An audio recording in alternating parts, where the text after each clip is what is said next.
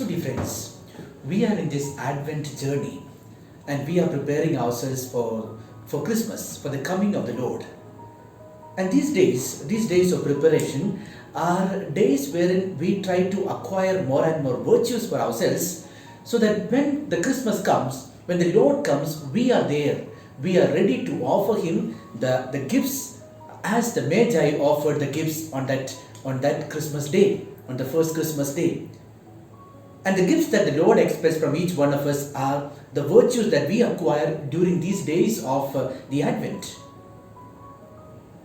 And then during this Advent season, we have the Advent heroes, the people whom we encounter in the daily reading, the readings during the liturgy. And these major characters of the Bible, major characters of the Advent season would tell us as to how we should prepare or which are the virtues that we need to acquire during this Advent season. And I believe one of the principal virtues that all these Advent heroes would tell us is a virtue of humility. The virtue of gentleness, of humility. In fact, a virtue that the Lord Jesus Himself has asked us to learn from Him. The only thing that He has asked us to learn from Him is to learn from me, for I am meek and gentle, for I am humble and gentle. Look at the Advent heroes, the major characters of the Advent. The first, Isaiah. Now we are reading during this Advent season. On the first reading we hear about, we read from Prophet Isaiah. What was he characterized with? Now what was the principal characteristic of Prophet Isaiah?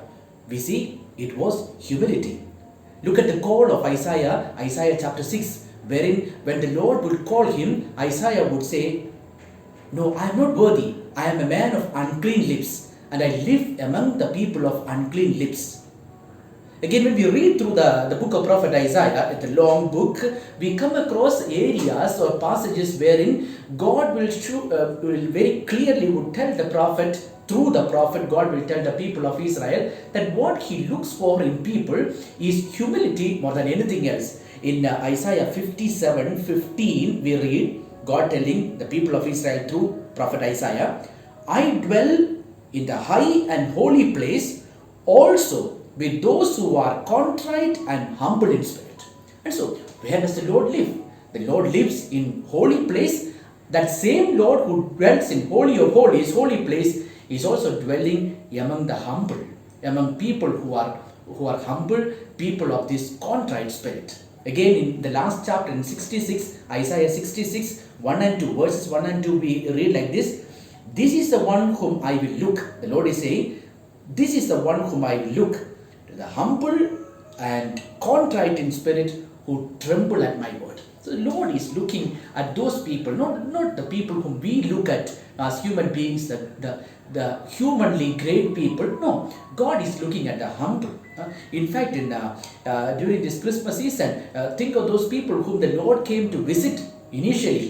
The Lord visited Joseph, Mary, the shepherds, all people who are characterized by this humility.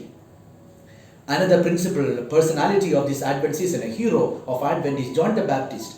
John the Baptist truly is a personification of humility. Someone who said, "I am not worthy to untie the strap of his sandals," or "One who comes after me is greater than I. He must increase, I must decrease." A person characterized by humility. Another important personality of this Advent season, our Blessed Mother herself, the humble handmaid of the Lord.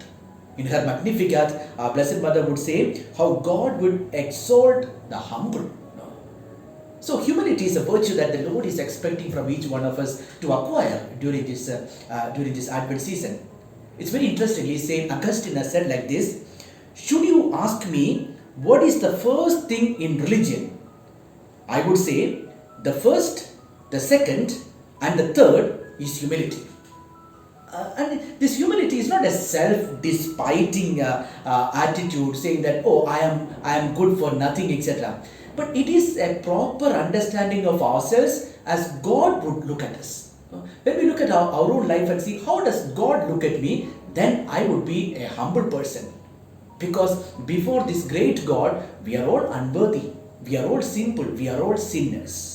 And Jesus himself has shown it very clearly through the very many parables. Think of the parable of the Pharisee and the publican, etc. Now, God, dear friends, demands humility. It's not only an exhortation, God demands it. In Prophet Micah 6:8, a very familiar passage wherein we read like this: what does God require of you? And then Prophet Micah would say in 6:8, do justly, love mercy, and walk humbly with the Lord. So, what does the Lord require of each one of us? That we do justice, that we show mercy, and that we be humble. In 1 Peter 5:5 again, we say, clothe yourself with humility, St. Peter would say. Clothe yourself with humility towards one another, because God opposes the proud and will always favor the humble.